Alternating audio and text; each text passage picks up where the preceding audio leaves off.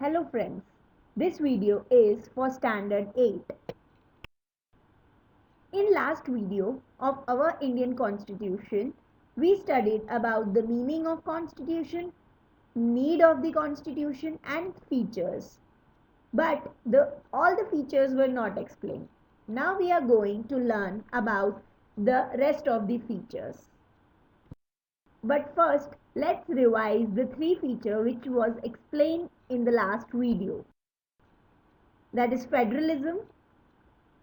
Each and every level of government is included in federalism. The country having more than one level of government is termed as federal country. जिस भी country में एक से ज़्यादा level of government होती है ताकि country की फंक्शनिंग और अच्छे से हो सके, कंट्री और अच्छे तरीके से काम कर सके, उसके लिए लेवल्स ऑफ गवर्नमेंट्स होती है, तो उस कंट्री को हम टर्म करते हैं फेडरलिज्म. तो हमारा कॉन्स्टिट्यूशन ने अलाउ किया है कि more than one level of government हो ताकि हम क्या कर सके, स्मूथ फंक्शनिंग कर सके. तो first feature of the constitution was federalism. Second feature is secularism. हम किसी एक रिलीजन को नहीं सपोर्ट करते, हम हर एक रिलीजन को इक्वल मानते हैं. So that is secularism. This image depicts itself we are one. चाहे कोई भी कास्ट हो, कोई भी कम्युनिटी हो, we are one. Government doesn't support any religion. For government every religion is equal.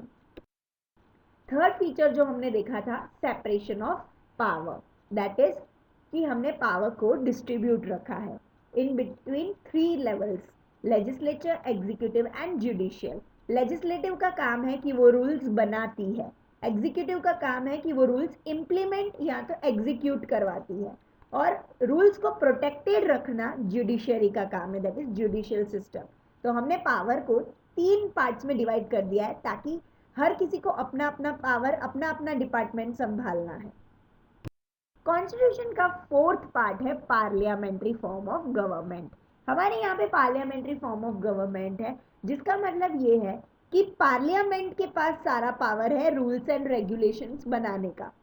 हम जो गवर्नमेंट चूज करते हैं बाय वोट, तो एक जो गवर्नमेंट सिलेक्ट हो जाएगी, जो भी गवर्नमेंट इलेक्शन जीत जाएगी वो बन जाएगी रूलिंग पार्टी, एंड जो गवर्नमेंट हार जाएगी या बहुत कम वोटों से हारेगी तो वो बन जाएगी ऑपोजिशन गवर्नमेंट. तो ruling government and opposition government मिलके बनाएंगे parliament house, and parliament house में सब लोग मिलके रूल्स एंड रेगुलेशंस ड्राफ्ट करेंगे, और रूल्स एंड रेगुलेशंस जो होंगे वो कंट्री को फॉलो करने पड़ेंगे. तो पार्लियामेंट्री फॉर्म ऑफ गवर्नमेंट में टू हाउसेज है, that is upper house and lower house. Upper house and lower house and president, ये तीन मिलके बनाते हैं रूल्स एंड रेगुलेशंस.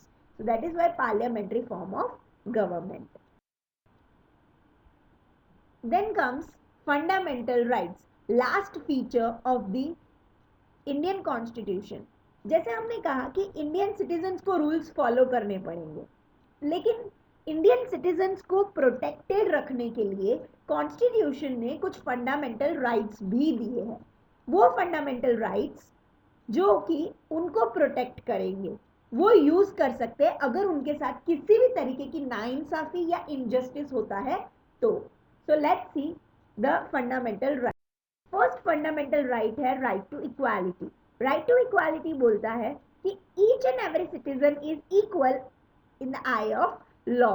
कानून की नज़र में हर एक सिटीजन इक्वल है, चाहे हिंदू हो, मुस्लिम हो, कोई भी कास्ट का हो, कोई भी जेंडर का हो, कोई भी लैंग्वेज बोलता हो, उसे कुछ भी हो, बट अगर उसके साथ कोई नाइंसाफी होगी तो उसके पास पूरा पूरा राइट है कि वो अपने लिए आवाज़ उठा सकता है.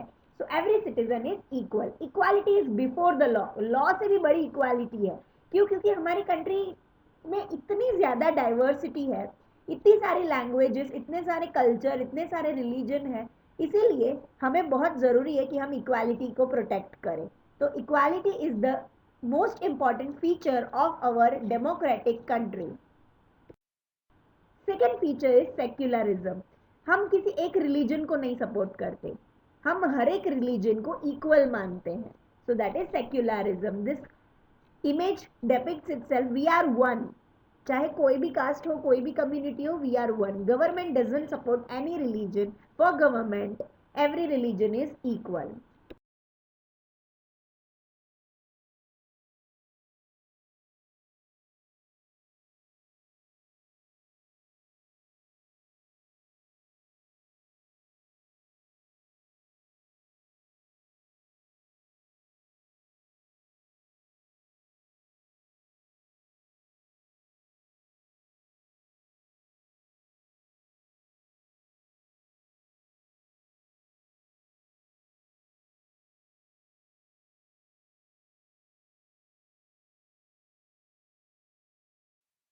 Third is right to constitutional remedies. अगर किसी तरीके से आपके साथ इनजस्टिस हो जाता है तो कॉन्स्टिट्यूशन आपको गारंटी देता है, कॉन्स्टिट्यूशन आपको बोलता है कि हम आपको प्रोटेक्ट करेंगे. अगर आपके साथ कोई नाइंसाफी होती है तो आप कोर्ट जा सकते हो. High court, supreme court, district courts, courts बनाई गई हैं. कोर्ट्स में जाओ, जाके बोलो कि हमारे साथ ये नाइंसाफी हुई है, उसका आपको क्या मिलेगा, जस्टिस मिलेगा. कॉन्स्टिट्यूशन आपको गारंटी देता है जस्टिस कि आपकी प्रॉब्लम का सोल्यूशन देंगे. तो अगर कोई सिटीजन के साथ कुछ गलत होता है तो कॉन्स्टिट्यूशन गारंटी देता है कि आप इस राइट का इस्तेमाल करके, राइट टू कॉन्स्टिट्यूशनल रेमेडीज का, कोर्ट में जाके आप कंप्लेन कर सकते हैं. कॉन्स्टिट्यूशन का फोर्थ पार्ट है पार्लियामेंट्री फॉर्म ऑफ गवर्नमेंट. हमारे यहाँ पे पार्लियामेंट्री फॉर्म ऑफ गवर्नमेंट है, जिसका मतलब ये है कि पार्लियामेंट के पास सारा पावर है रूल्स एंड रेगुलेशंस बनाने का. हम जो गवर्नमेंट चूज करते हैं बाय वोट, तो एक जो गवर्नमेंट सिलेक्ट हो जाएगी, जो भी गवर्नमेंट इलेक्शन जीत जाएगी वो बन जाएगी रूलिंग पार्टी. एंड जो गवर्नमेंट हार जाएगी या बहुत कम वोटों से हारेगी तो वो बन जाएगी ऑपोजिशन गवर्नमेंट. तो ruling government and opposition government मिलके बनाएंगे parliament house. And parliament house में सब लोग मिलके रूल्स एंड रेगुलेशंस ड्राफ्ट करेंगे और रूल्स एंड रेगुलेशंस जो होंगे वो कंट्री को फॉलो करने पड़ेंगे. Then comes right against exploitation. अगर आपके साथ कोई कुछ गलत कर रहा है, से फॉर एग्जाम्पल आप बच्चे हैं पर आपसे ज़बरदस्ती काम करवा रहे हैं, आपको पैसे भी नहीं दे रहे हैं, ठीक है, या तो फिर आपको किसी रूम में बंद करके रख रहे हैं, तो ऐसी चीज़ों के अगेंस्ट भी हमारे पास राइट है. हम आवाज़ उठा सकते हैं कि हमारे साथ ये गलत हो रहा है, हम ये प्रोटेक्ट करना चाहते हैं. तो कॉन्स्टिट्यूशन गारंटी देता है अगर आपको कोई एक्सप्लॉइट कर रहा है या परेशान कर रहा है या आपको बर्बाद कर रहा है या आपको किसी तरीके का ही हानिकारक एक्टिविटी करवा रहा है आपसे, तो आप उसको रोक सकते हैं with the help of right against exploitation. Thank you. I hope कि आपको सारे राइट्स अच्छे से समझ में आए होंगे. And thank you for watching the video.